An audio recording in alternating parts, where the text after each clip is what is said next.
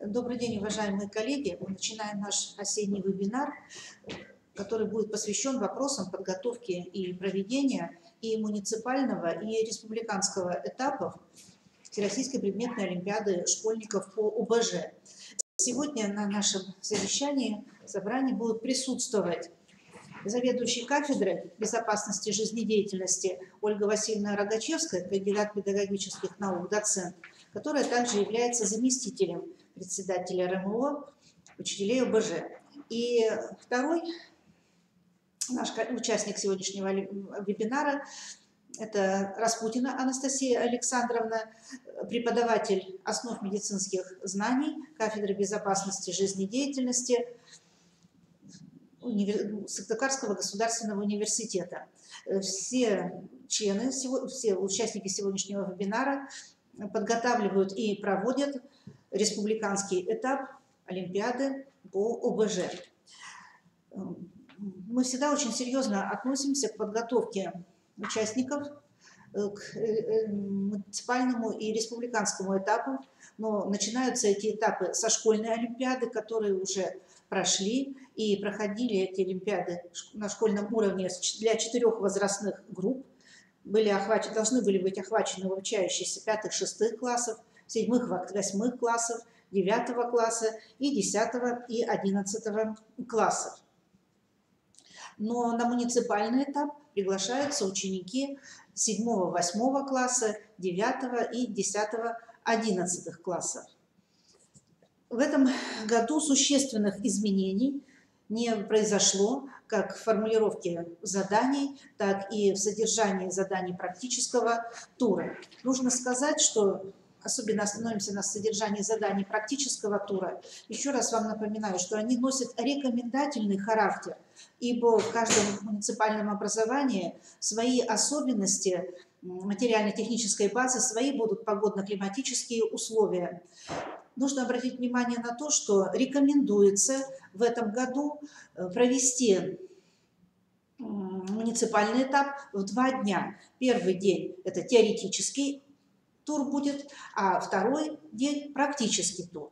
Потому что есть муниципальное образование, где достаточно большое количество участников, и сразу же всех вывести на практический тур очень затруднительно. Но если где-то возможно проведение практического и теоретического туров в один день, то вы можете воспользоваться этой возможностью. Например, если 5 учеников принимают участие в муниципальном этапе, то можно все дела сделать и за один день. Также вам рекомендуется направить на адрес электронной почты Новиковой свои выводы по проведению муниципального этапа и высказать свои какие-либо замечания и внести предложения по формулировке заданий теоретического и практического туров. Вот эти присланный в прошлом году анализ, он помог выявить какие-то проблемы и наметить задачи для их реализации. Но, к сожалению, не все у нас так получается, как запланировано.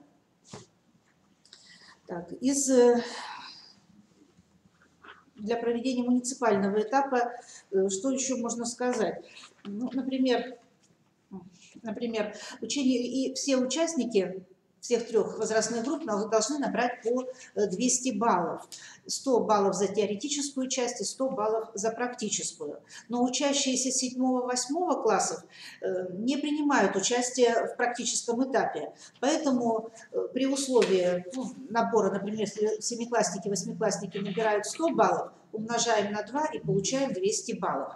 Такие требования предлагаются Федеральной комиссией.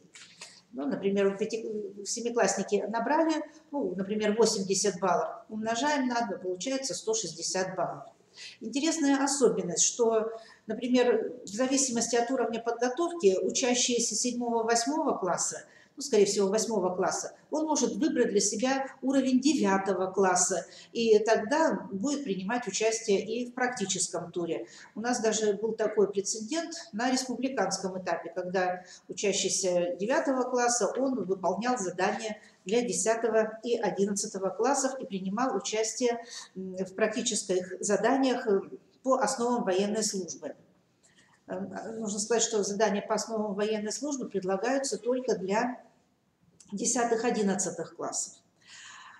Все задания, все практические задания предусматривают выполнение заданий по основам медицинских знаний, различных повреждениях, различных видах травм. Так? Ну, например, это могут быть первая помощь при отморожении, переохлаждении, первая помощь при тепловом и солнечном ударе, первая помощь при химических и термических ожогах и так далее. То есть все задания практического тура, они такие вот в основном традиционные. И точно так же и по основам военной службы тоже традиционные задания, нового ничего нет. Это элементы строевой начальной военной подготовки, неполная разборка и сборка модели автомата, снаряжение магазина автомата патронами, метание гранаты с места, выполнение строевых приемов, движение в строю и на месте, стрельба из пневматического оружия. То есть содержание у нас довольно-таки традиционное, и новых кардинальных изменений не произошло. При составлении теоретических заданий задания были сгруппированы по степени сложности с выбором одного ответа, 2 ответов, 3 ответов, и задания на последовательность, задания на соответствие, задания на работу с рисунком. То есть все задания были различного вида сложности и позволяли учащимся показать не только знания в области фактических знаний, но и умение логически рассуждать, устанавливать причинно-следственные связи. Если у вас будут возникать какие-либо вопросы, вы можете записывать их в чате или писать на адрес электронной почты, обращаясь ко мне, к Новиковой Ирине Дмитриевне. А сейчас я предоставляю слово заведующей кафедрой Ольге Васильевне Рогачевской, которая была на семинаре совещания членов предметных жюри республиканского этапа Олимпиады по ОБЖ. Так, слово предоставляется Ольге Васильевне.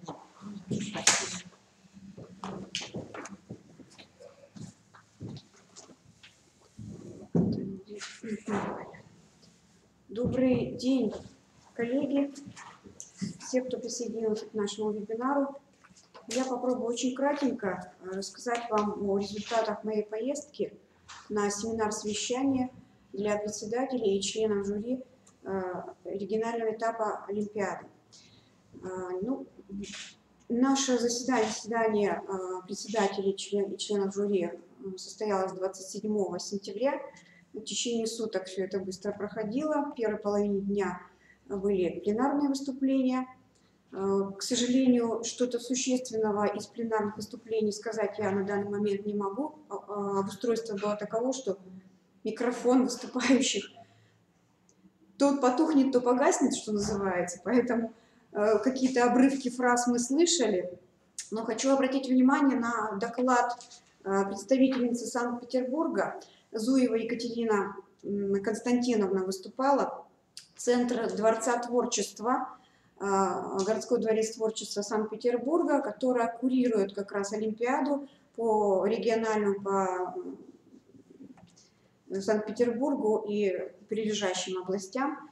В общем-то, мысль, выраженная Екатериной Константиновной и другими представителями, кто пытался выступать на семинаре совещания, основная мысль была это следование все-таки приказу по Олимпиаде и следование требованиям, которые предъявляются при проведении Олимпиады и при оценке олимпийцев. То есть мы, несмотря на даже некоторые технические ошибки, скажем, в заданиях или в критериях оценок, мы должны следовать этим критериям, но, скажем так, несмотря на некоторую несуразность.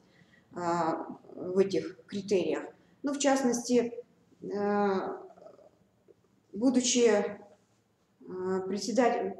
членом жюри на секции по основам медзнаний, мне приходилось сталкиваться с такой ситуацией, когда олимпийцы с точки зрения науки говорят правильно, но предписания, требования и критерии оценки обязывают нас соблюдать эти требования, соблюдать эти критерии, поэтому мы должны, конечно, действовать согласно предъявленным критериям к олимпийцу.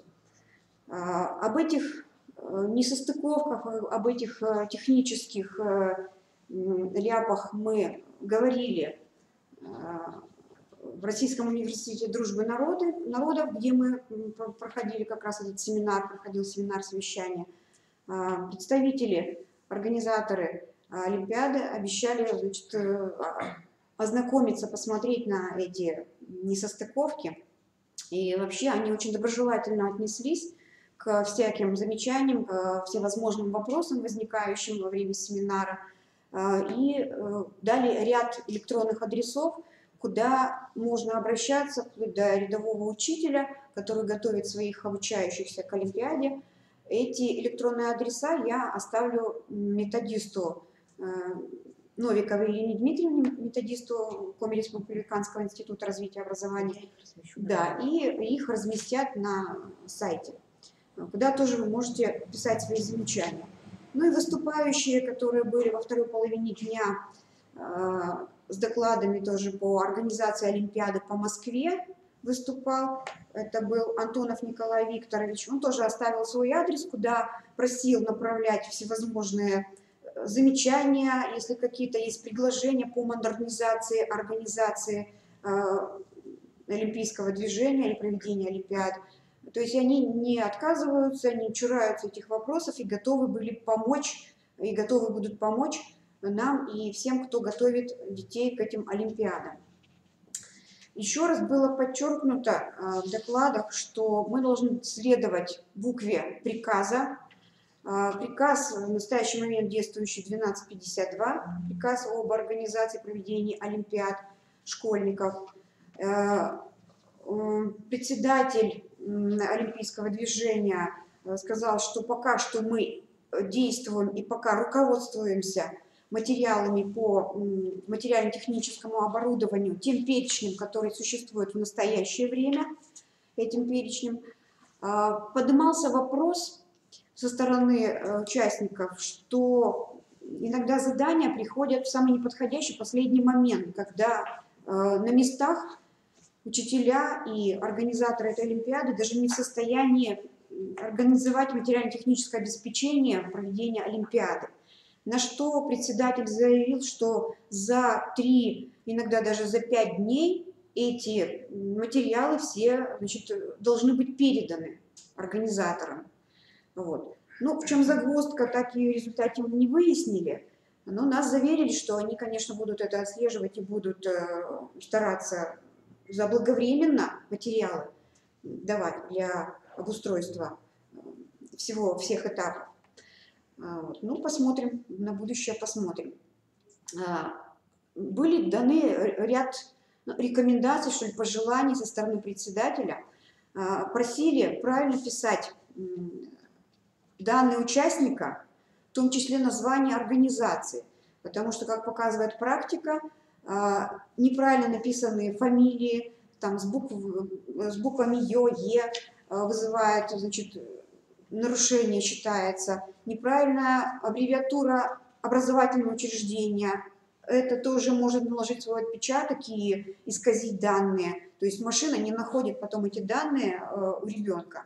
То есть основное это написать правильно все данные участника и организации. Говорили о том, что иногда у олимпийцев бывают одинаковые баллы, набирают одинаковые баллы. Что делать в этой ситуации, как выявлять победителя все-таки и лидирующего школьника. На что председатель ответил, что в таком случае, если у олимпийцев одинаковые баллы, тогда мы, выразился он, я не поняла, что под этим мы он имел в виду, то ли они представители олимпийского движения в самой Москве, или мы, это как организаторы здесь на местах, должны поднимать планку якобы эту бальной системы. Ну, еще раз говорю, что возникающие у вас вопросы можно задать по ряду электронных адресов, которые я оставлю Ирине Дмитриевне Новиковой. Антонов Николай Викторович – это представитель олимпийского движения по Москве и организатор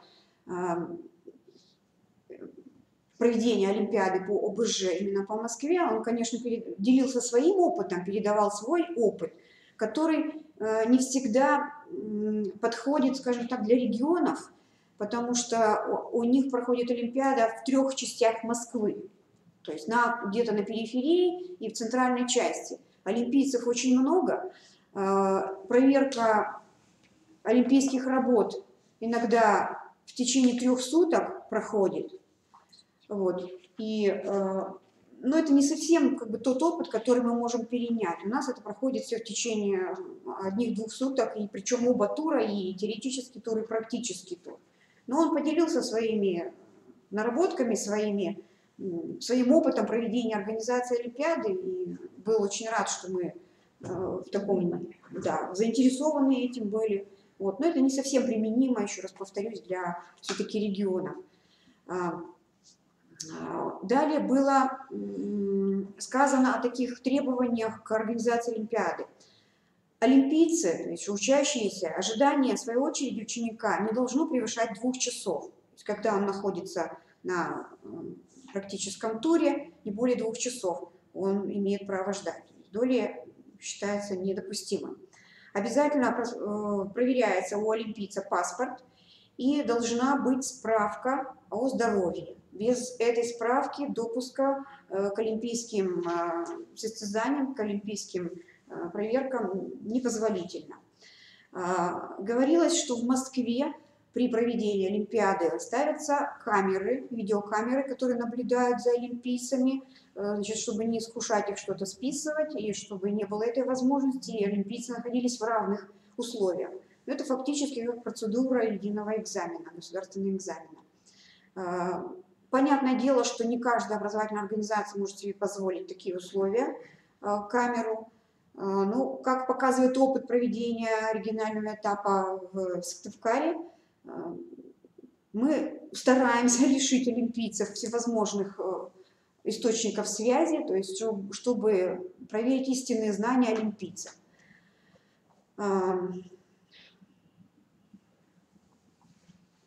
Значит, еще раз нашла запись, что в прошлом году за 5 дней, как заверил председатель, было за 5 дней отправлено материально-техническое оснащение, и известно организаторам. Он сказал, что пока апелляции в этом смысле не было. То есть никто пока не предъявлял никаких претензий о задержке этих материалов и так далее. При оценке, критерии оценки, что говорилось об этом?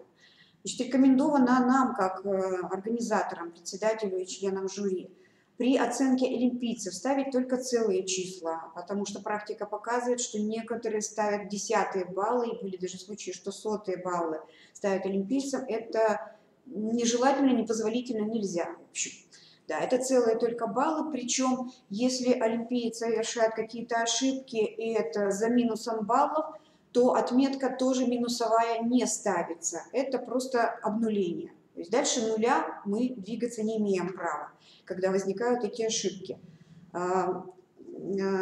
Вопрос возникал с неправильной оценкой некоторых высказываний олимпийцев, критериям, опять же, это по работе по критериям, что существенные знания оцениваются иногда маленьким количеством баллов, а какое-то незначительное упущение вычитает, практически обнуляет полностью результат олимпийца. Может быть, об этом скажет Анастасия Александровна, когда будет говорить конкретно о медицинских знаниях.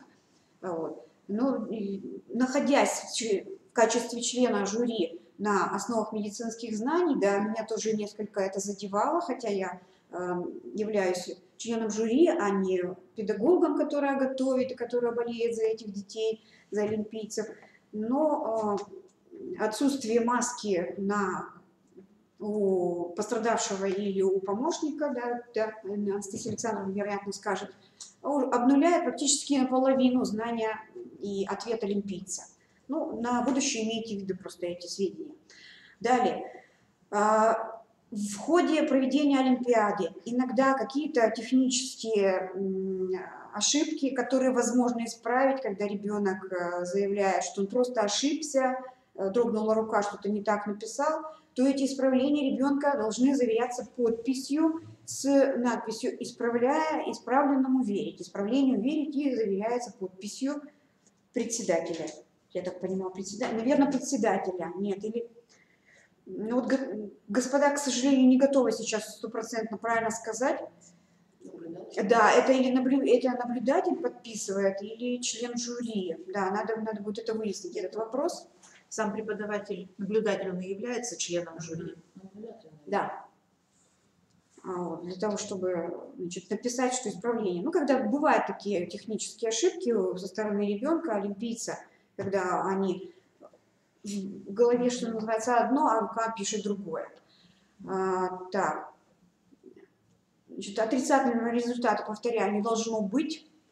Если какие-то штрафные баллы далее нуля, мы не имеем права двигаться. То есть просто результаты обнуляются, если очень много штрафных баллов у ребенка.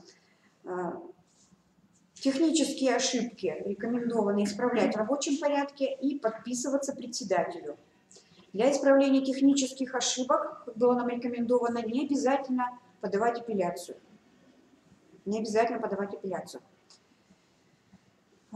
Опять же, случаи, конечно же, это опыт Москвы передавали, говорили, что есть олимпийцы, которые изначально настроены на апелляции, настроены на скандал, то есть их при подготовке уже на это ребенка настраивают, то, конечно, желательно в таких случаях, чтобы была лучше камера. Видеокамера, которая установлена, все это снимает, и чтобы не было потом этих претензий со стороны педагога, со стороны олимпийца и со стороны членов жюри. Так, значит, задания за 3 дня для подготовки полосы даются. А критерии перед практическим туром Олимпиады размещаются на сайте Олимпиады. Там можно, кстати, сказали, на этом же сайте есть форум, можно задавать вопросы.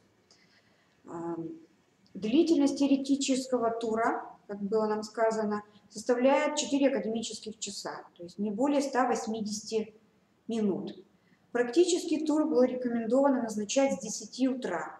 Ну, с физиологической точки зрения я должна вам сказать, что да, это наиболее идеальное время, когда работоспособность головного мозга на максимуме находится. 9, 10, 11 часов утра. Так, если проверка длится 2-3 дня, ну, это опять же опыт Москвы, повторюсь, то исключаются, чтобы исключить какие-то технические ляпы, в течение 3 суток их спокойно проверяют. Конечно же, никакого доступа детей к этим работам нет. При возникновении случая апелляции, когда показывают работы олимпийцу перед апелляцией, то не разрешается фотографировать, ничего нельзя зачеркивать в этой работе. Только показывается то, что было изначально олимпийцам написано. Если он не согласен и считает неверным оценку его работы, он всего лишь знакомится и ничего не имеет права там больше исправлять. Апелляция не переписывания. Апелляция не переписывания. Да. В апелляции конкретно должно быть указание. Например, в задании номер 3, предположим, мной указано 4 правильных ответа, а засчитано 3 ответа и так далее. То есть конкретно указывать, где олимпиец посчитал оценку своей работы неправомерной, так скажем.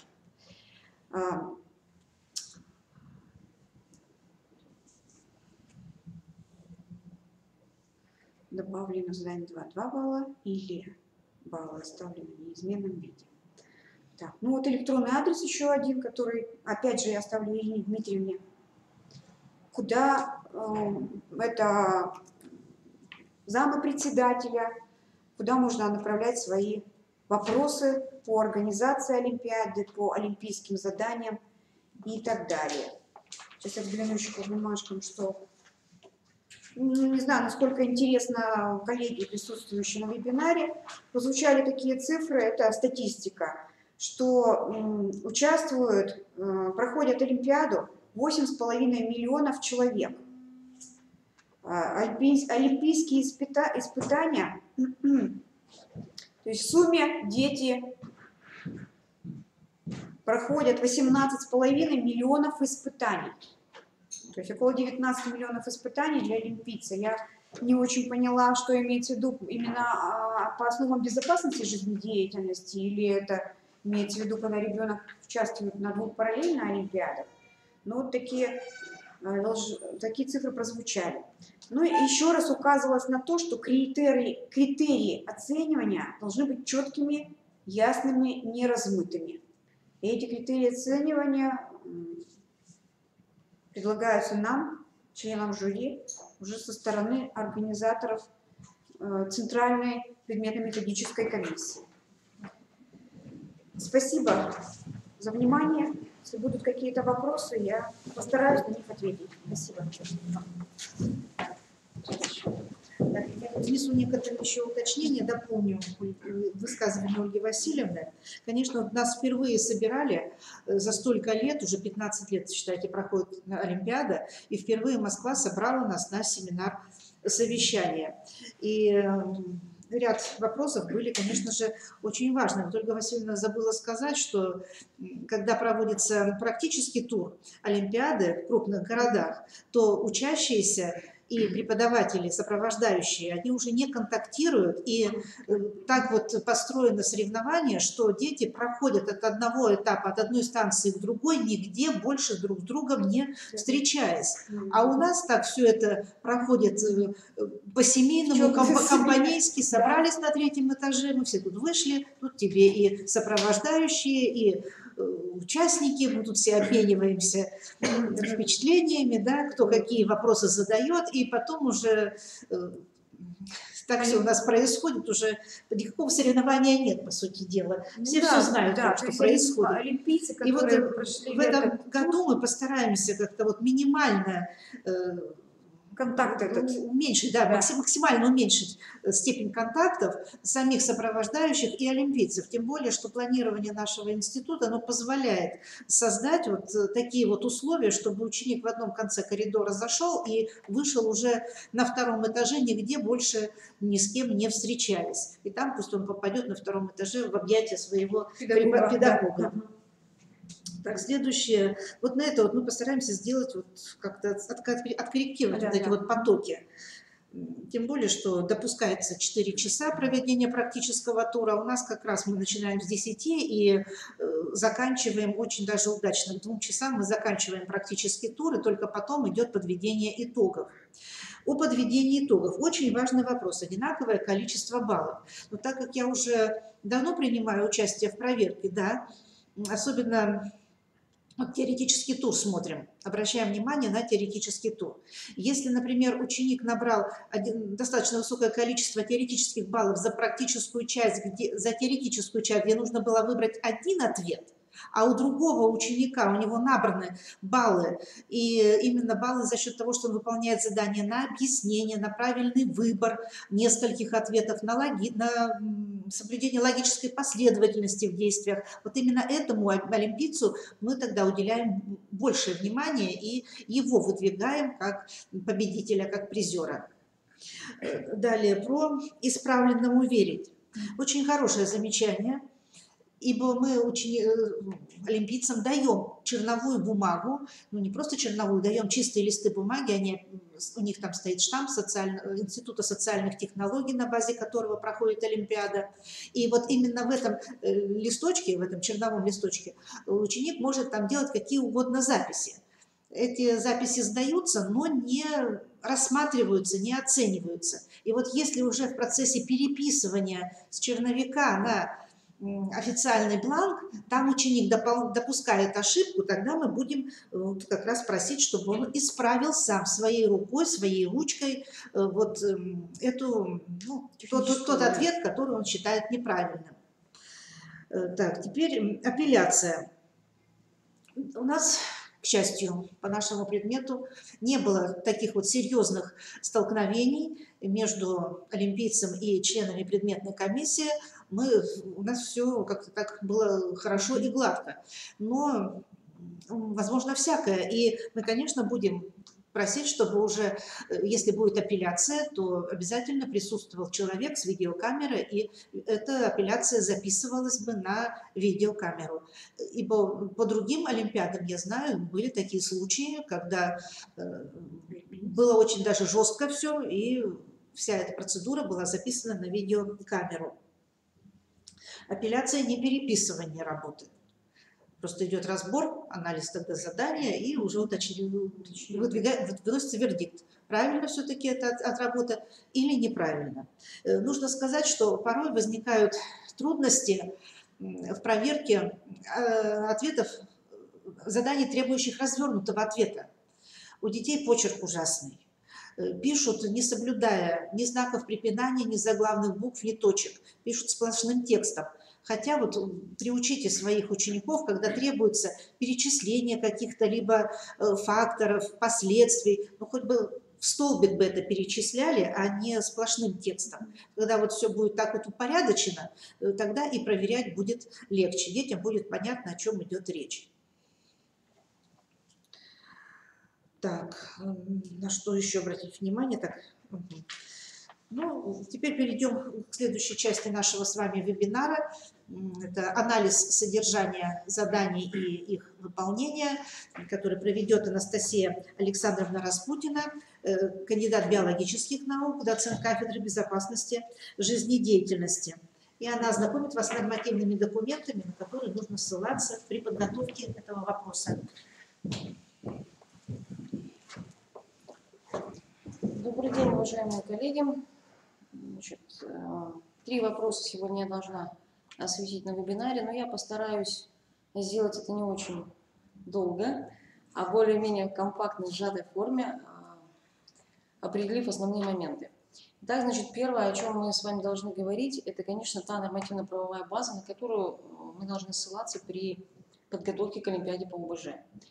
Почему? Значит, ну, ответ, наверное, очевиден, да, потому что вся и учебная программа, и стандарт, и содержание материала по ОБЖ, конечно, основывается на всех нормативно-правовых актах, которые существуют в нашей стране. Раздел «Основы медицинских знаний и здорового образа жизни» не исключение, конечно же. И вот те документы, на которые нужно обратить внимание, я вам сейчас напишу в презентации, да, для того, чтобы вы могли для себя, если у вас еще этого нет, документы найти в системе, ну, например, «Консультант Плюс», и использовать в своей работе в дальнейшем. Значит, что касается, говорю все, только то, что касается раздела «Основы медзнаний и здорового образа жизни». Итак, первый, самый, пожалуй, главный нормативный акт – это федеральный, ой, как коряво пишу, извините, Федеральный закон об основах охраны здоровья граждан Российской Федерации, значит, номер 323 от 21 ноября 2011 года. Значит, в этом законе прописаны все основные моменты, все касающиеся охраны здоровья граждан Российской Федерации, россиян. Значит, на что здесь особо можно обратить внимание при подготовке именно к Олимпиаде по ОБЖ, это статья номер 31, в которой указываются понятия того, что такое первая помощь, собственно говоря. И глядя на эту статью, становится понятно, что первая помощь, значит, это не медицинская помощь, это та помощь, которая оказывается до оказания медицинской помощи, и оказать ее могут люди, имеющие определенную подготовку или обладающие определенными навыками. Второй документ, на который тоже необходимо ориентироваться при подготовке к Олимпиаде по ОБЖ, это приказ Минздравсоцразвития России номер 400, значит, так напишу, приказ Номер 477Н от 4 мая 2012 года. 477Н, значит, 12 мая 2014 года. Ой, простите, неправильно пишу. 4 мая 2012 года. Да, цифру 2 и 4 перепутала. Значит, что указывается в этом приказе? Здесь указываются те состояния, перечень тех состояний, при которых обязательно необходимо указывать первую помощь. Значит, и вот глядя уже на этот перечень, становится понятным, какие, скорее всего, вопросы и в теоретическом туре, и в практическом туре стоит ожидать от заданий Олимпиады. Ну, я сейчас перечислю эти состояния. Это отсутствие сознания, остановка дыхания, кровообращения, кровотечения различные, инородные тела верхних дыхательных путей, различные травмы, ожоги, отморожения и отравления. Вот 8 пунктов, которые указаны в приказе Минздрава соцразвития России. И, в общем-то, действительно, большинство олимпиадных заданий по разделу основ медицинских знаний используют в своей части основной, в части задания, как раз-таки вот эти состояния. Значит, это происходит и на заданиях теоретического тура, и в заданиях практического тура. Вот, глядя на этот перечень, да, можно уже делать выводы о том, к чему конкретнее готовиться, да, что конкретнее ожидать от заданий, от олимпиадных, извините, заданий. Третий, достаточно тоже такой интересный нормативный акт, значит, это тоже приказ Минздрава соцразвития, номер 169, тоже приказ номер 169Н от 5 марта 2011 года. Я прошу прощения за корявость почерка, ну, более-менее понятно, по крайней мере, когда я это делаю на лекциях, студенты не жалуются и очень даже с удовольствием воспринимают такую форму записи. Значит, о чем свидетельствует и гласит этот приказ? Значит, о утверждении требований комплектации изделий медицинского назначения аптечек для оказания первой помощи.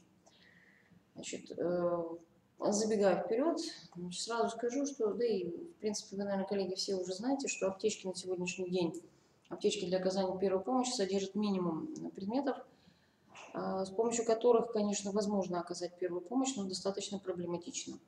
Почему? Потому что большинство лекарственных препаратов, не большинство, по-моему, даже все, из аптечек в данный момент исключены по одной простой причине, ну, вернее, даже по двум, наверное, особенно в образовательных детских учреждениях. Причинами являются, первое, это любопытство детей, и отсюда как возможность отравления, да, острого, резкого отравления. И вторая причина – это увеличивающееся в последние годы на общем фоне количество аллергических реакций именно у детей, что, в общем-то, также связывают и с применением различных лекарственных препаратов. Значит, вот поэтому из аптечки убраны все лекарственные препараты, есть бинты, есть жгут кровоостанавливающий, есть лейкопластырь, ножницы, перчатки, одноразовые маски, ну, пожалуй, различные салфетки стерильные. Вот, пожалуй, все, что там есть. Вот с помощью всего этого необходимо оказывать первую помощь. В этой связи, конечно, в заданиях практического тура Олимпиады по ОБЖ вот все то, что есть в аптечке по приказу Минздрава соцразвития, то практически всегда у нас и бывает в качестве необходимых средств для оказания первой помощи. И вот сегодня Ольга Васильевна уже говорила по поводу маски одноразовой медицинской и сказала, что наполовину обнуляются. Неправда, не наполовину, а полностью обнуляется результат олимпийца, если он при проведении базовой сердечно-легочной реанимации не использовал одноразовую маску. Полностью. Эта маска лежит на столе, да? Эта маска, да, совершенно верно. Эта маска лежит вот рядом с пострадавшим, условно, да, то есть рядом с манекеном. И маска, и бинты, и жгут, и все, что необходимо. Одеяло, может быть, да, в зависимости от того, какое задание и какая ситуация. А маска лежит в общем доступе, она на виду, но очень редко олимпийцы ее используют на самом деле. С чем это связано? Значит, ну, во-первых, самое главное, первое, самое главное и первое правило оказания первой помощи – это обеспечение личной безопасности того, кто пытается эту помощь оказать. С этого начинается оказание помощи. Если так случится, что помогающий будет подвергать свою, во-первых, свою жизнь, да, а затем уже свое здоровье какой-либо опасности, то, в общем-то, он, ну, понятно, да, он себе вредит напрямую. Этого допускать ни в коем случае нельзя. И этому надо воспитывать, это надо воспитывать и развивать именно у олимпийцев, да, в том числе вообще у всех детей, в принципе. Да и не только детей и взрослых, да, наверное, но личная безопасность всегда должна быть на первом месте. Даже медицинские сотрудники среднего звена, старшего звена, вот в этом году введено новое понятие по окончании медицинских учреждений, это аттестация и аккредитация медицинских специалистов. В этом году она проводилась первый раз, и вот даже там, если медицинский сотрудник, который 4 года учился, или 3, или 4, или 6 даже лет, да, врачи, на последнем этапе аттестации допускал эту ошибку, то есть при проведении реанимации он не доставал, не использовал маску никоим образом, аттестацию специалист, отучившийся несколько лет, просто-напросто не проходил. И, соответственно, не получал права возможности работать в медицинском учреждении далее. Поэтому, значит, вот эти 3 нормативных акта – это самые основные акты, на которые вам стоит обратить внимание при подготовке детей к Олимпиаде по ОБЖ, именно по разделу основы медицинских знаний. Да, я подчеркиваю это. Далее, на чем бы я хотела остановиться, это небольшой анализ содержания задания теоретического тура Олимпиады. Исходя из перечня состояний, которые указаны в приказе Минздравсоцразвития, да, это вот 8 тех пунктиков, о которых я уже говорила чуть выше, исходя из этого формируется задание. Ну, в частности, чтобы не быть голословной, да, я приведу несколько примеров. Ну, например, пункт травмы различных областей тела. В каком-то году было такое задание, это на региональном уже этапе Олимпиады, да, это не муниципальный, а региональный этап Всероссийской Олимпиады. Было такое задание, необходимо было сопоставить характер травмы пострадавшего и возможность транспортировки этого пострадавшего в определенном положении. Значит, задание было не очень простым, скажем прямо. То есть, да, задание на сопоставление, это не простое перечисление, это не выбор одного варианта ответа, это задание на сопоставление достаточно высокого уровня сложности. Значит, ну и необходимо было, согласно определенной травме, описать то транспортное положение, в котором необходимо, собственно говоря, пострадавшего было транспортировать. Значит, особо, на что здесь можно было обратить внимание, это из травм, да, это кровопотеря. Очень большое внимание, даже в нескольких пунктах было большое внимание уделено отсутствию сознания. Да, и вот здесь, не только в этом вопросе, собственно, и в некоторых заданиях практического тура в какие-то годы, состояние пострадавшего именно указывалось при отсутствии сознания. Ну и здесь какая первая помощь? Если у пострадавшего нет сознания, это, кстати, первый пункт из приказа Минздравсоцразвития, если у пострадавшего нет сознания, то его, конечно, необходимо сразу переворачивать на бок, да, устойчивое боковое положение. Если этого не сделать, и, например, пострадавший останется лежать, ну, например, на спине, да, условно, что может произойти? Естественно, в этом случае может произойти, как вариант, западение языка, да, и ограничение в таком случае дыхательной деятельности, остановка дыхания. Остановка дыхания приведет неминуемо к клинической смерти. Сначала клинической, а потом, как вариант, уже и к биологической. Поэтому тоже особое внимание нужно, конечно, уделять при подготовке именно ситуациям с отсутствием сознания у пострадавшего. Другое дело, если у пострадавшего при этом нет еще и признаков жизни, основных 2 признаков жизни, это дыхание и сердцебиение, тогда, конечно, порядок действия у помогающего будет несколько другим. Тогда в первую очередь необходимо переходить к базовой сердечно-легочной реанимации.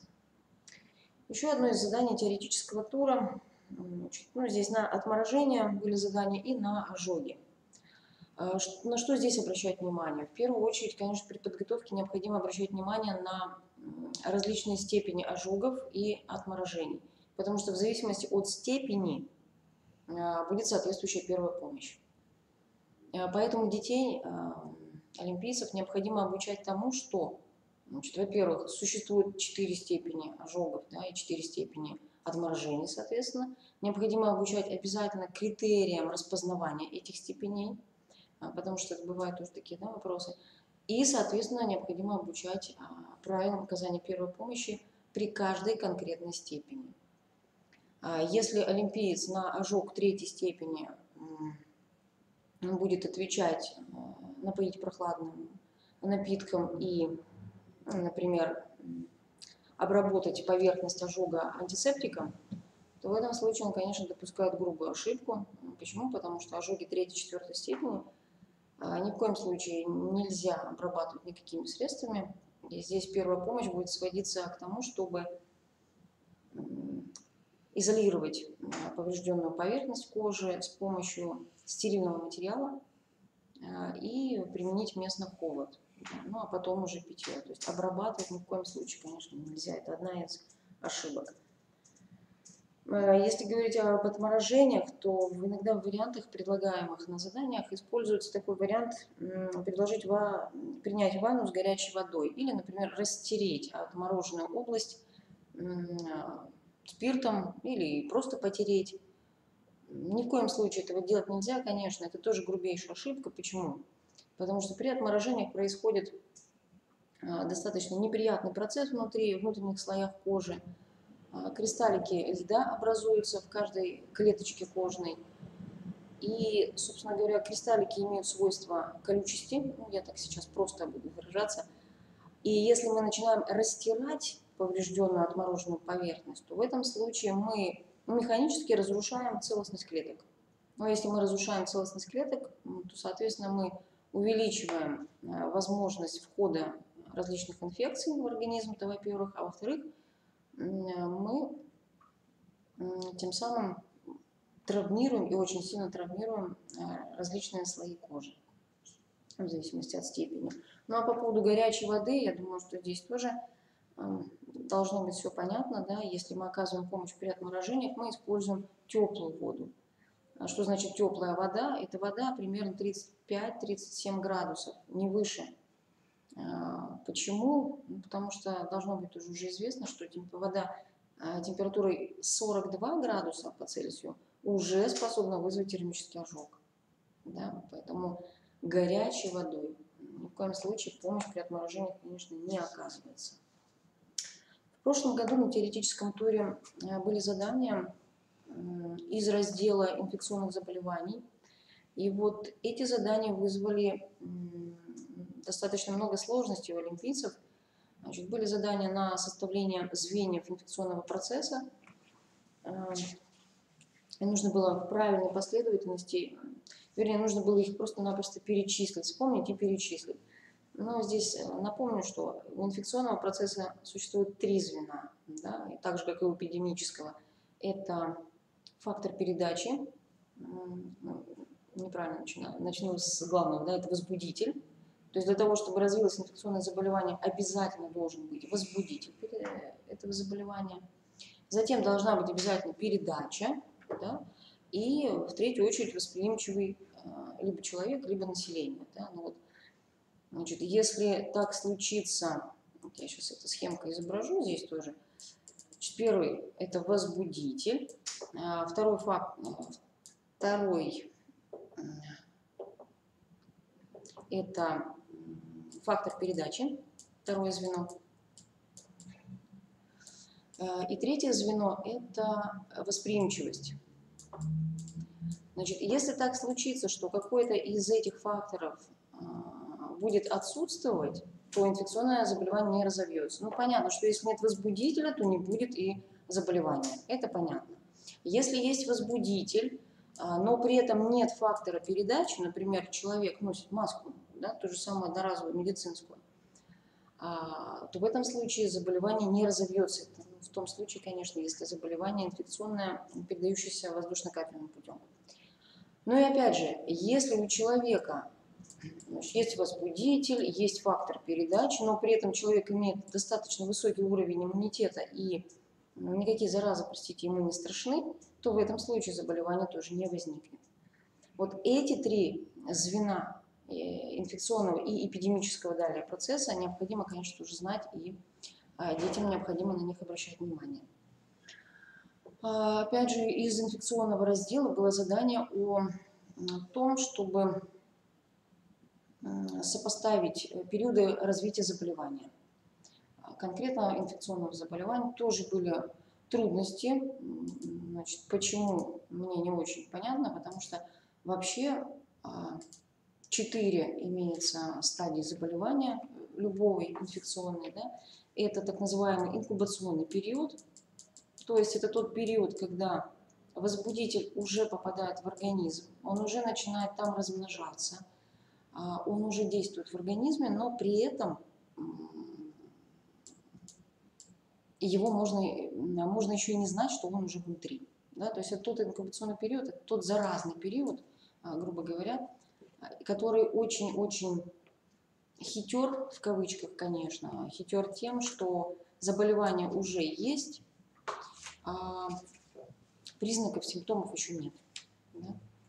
Второй период – это так называемый продромальный период. Значит, это период, который характеризуется развитием общих, опять неправильно пишу, простите, продромальный, значит, общих симптомов. То есть это нарастание температуры, слабость, отсутствие аппетита, вялость и так далее. Почему общие симптомы? Потому что они встречаются у большинства инфекционных заболеваний. Да? Следующий период – это период разгара, так называемый, когда проявляются специфические для каждого конкретного заболевания симптомы. Ну и, наконец, четвертый период – это стадия выздоровления. Вернее, даже не выздоровление, а исход заболевания.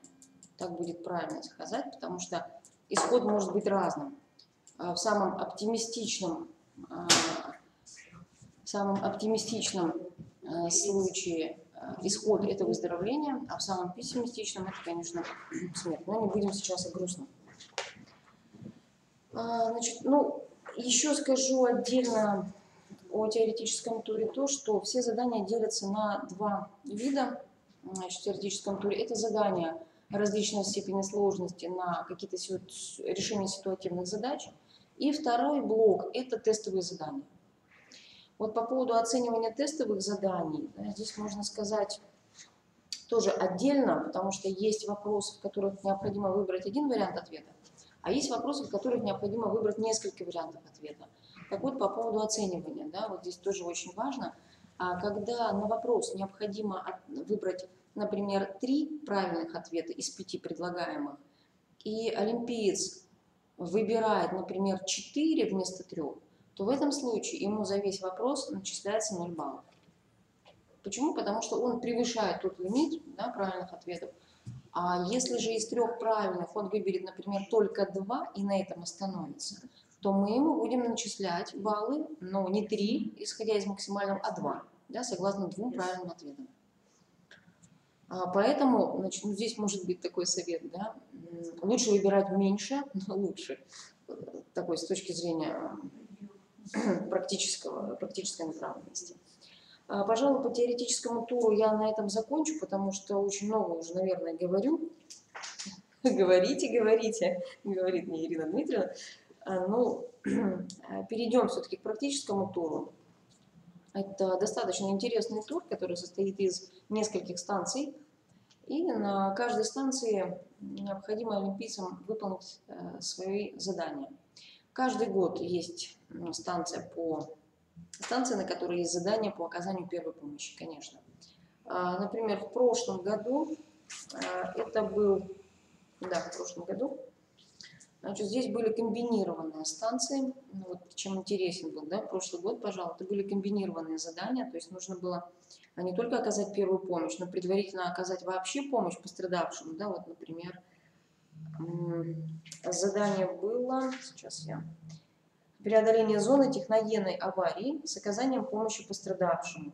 Ну и по условиям задачи, значит, происходила утечка ядовитого вещества, и нужно было сначала дойти до пострадавшего, правильно использовав определенные средства индивидуальной защиты, а затем оказать помощь пострадавшему.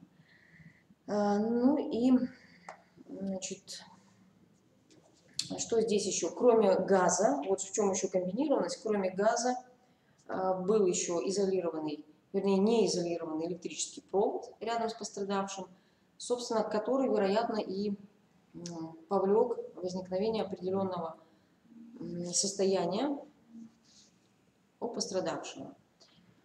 В чем нужно было оказать помощь? Ну, понятно, сначала нужно было дойти до пострадавшего, а затем оказывать ему помощь.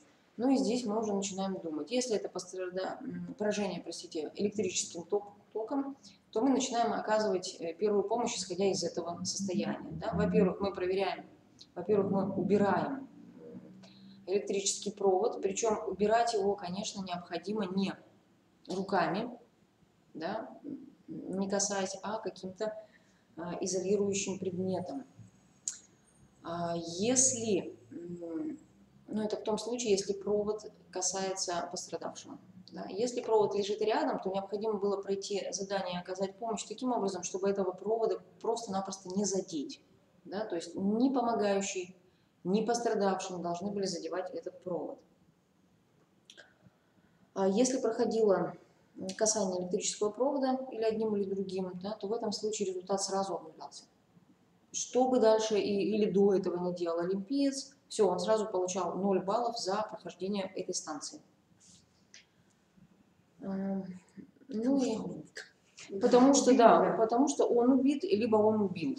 Да, вот, так выражаясь. Значит, ну здесь что еще необходимо нужно было сделать? Это, конечно, проверка признаков жизни пострадавшего. А к признакам жизни относятся следующие. Это 4 важных признака жизни. Это наличие сердцебиения, это наличие дыхательной деятельности, это наличие сознания и это наличие реакции зрачков на свет. Да, вот это 4 признака жизни. Если все эти 4 признака отсутствуют, то говорят о смерти, да, либо о клинической, либо о биологической. Еще одно из заданий было, значит, тоже комбинированное. Взрыв на предприятии по заданию. Да, в результате аварии пострадали 2 человека. Один был без сознания с изжогом плеча 2-й степени, вот здесь степень указывалась. А второй пострадавший находился без признаков жизни, да, то есть с отсутствующим дыханием и сердцебиением. И необходимо было помочь обоим пострадавшим. Значит, ну что здесь, да, вот опять же мы с вами видим, что это ожог 2-й степени. Сразу начинаем, плюс без сознания, да, сразу мы начинаем проецировать. С чего начинать? Ну, конечно, с того, чтобы придать боковое положение пострадавшему. Для того, чтобы исключить возможную аспирацию дыхательных путей. Да? Ну а затем действия по помощи по поводу ожога 2-й степени. Конечно, если бы мы переворачивали на бок, то мы должны были перевернуть на бок, на живой бок, ну то есть на неповрежденный бок, да, на здоровый. Значит, в том случае, если пострадавшего переворачивали на обожженное плечо, 10 баллов лишался сразу олимпиец, а 10 баллов это 20% от задания. То есть задание все оценивалось на 50 баллов, 10 заданий сразу вычеркивалось, да, если на пострадавший. Вот. Значит, по поводу 2-го пострадавшего, тот, который без признаков жизни, здесь необходимо было приступать к базовой сердечно-легочной реанимации. Значит, по последним рекомендациям Европейского совета по реанимации, значит, рекомендации по частоте реанимационных мероприятий это 30 к 2, то есть 30 компрессий нажатия на грудную клетку в области грудины на 2 вдоха. Причем по последним рекомендациям, опять же, Европейского совета, необходимо проводить компрессию с частотой 100-120 нажатий в минуту. Это, если помнить о том, что в минуте 60 секунд, то можно посчитать, да, что за секунду необходимо дважды нажать на грудную клетку пострадавшему. Вот опять же последняя рекомендация. Ну, по поводу вот такой частоты, значит, у нас, но это действительно достаточно сложно. И при этом еще надо помнить о том, что продавливать грудную клетку взрослого человека надо не менее чем на 5 сантиметров. Ну и тут нужно представить, да, можно, вернее, представить, сколько усилий, сколько сил можно затратить даже на один цикл реанимации, потому что 30 раз нажать и 2 раза вдохнуть. Ну, так или иначе, рекомендации эти существуют, и эти рекомендации тоже не на пустом месте, конечно, они связаны с физиологическими особенностями организма, они связаны с наблюдениями, с экспериментальной деятельностью реаниматологов. И, в общем-то, они имеют под собой некую научную базу и основу. Ну вот, на сегодняшний день это именно такое соотношение. 30 на 2 с частотой 100-120 нажатий в минуту. Раньше были соотношения несколько другие. Раньше оговаривалось, сколько помогающих оказывают первую помощь пострадавшему. Если вдвоем, то можно было переходить к соотношению 1 к 7, 1 к 5, 1 к 7. Но на сегодняшний день этих рекомендаций нет. Даже если вдвоем помогают, 2 человека реанимируют или 3, частота рекомендуется одна и та же, да, 30 на 2, без вариантов. Значит, ну и по поводу вот этой маски, да, я еще раз повторюсь. Одноразовая маска, конечно, должна использоваться при проведении базовой сердечно-легочной реанимации. Почему? Потому что всегда при оказании первой помощи нужно помнить сначала о личной безопасности, о том, что каждый сам в ответе за свое здоровье, за свою жизнь, да? Ну и, собственно говоря, от этого и отталкиваться. Коллеги, у меня на этом все. Если у вас возникли какие-то вопросы, а мы сейчас посмотрим в чате, есть ли у нас какие-то вообще хоть кто-нибудь с нами сейчас есть. Да. Честное слово, я не знаю, как это посмотреть. Но мы в эфире, да? Мы в эфире. Да, Ирина Дмитриевна, нет, я картинку портить не буду. Значит, если будут какие-то вопросы, какие-то уточнения, вы в любом случае можете, да, связаться с Ириной Дмитриевной по поводу... А мы заканчиваем сейчас. Да, по поводу того, как действовать в конкретной ситуации. Я с удовольствием на ваши вопросы, конечно, отвечу. Спасибо за внимание. До свидания.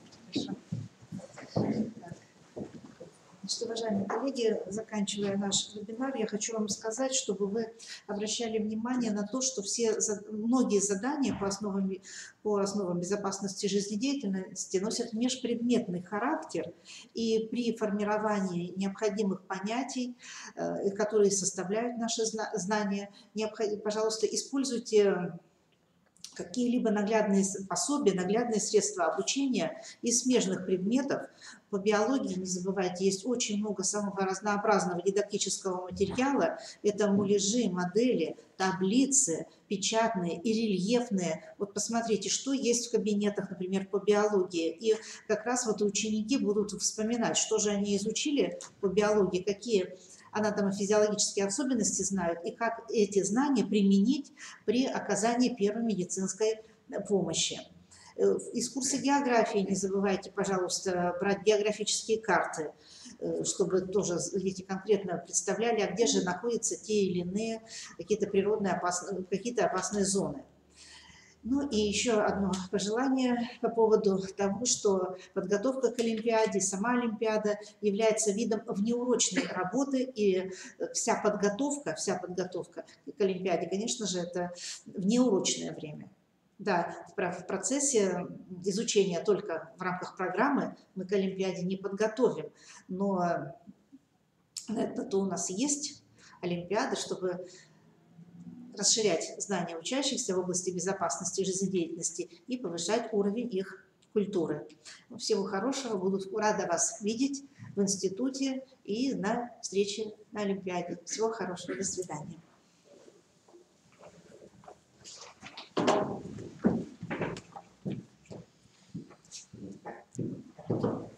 принципе, можете.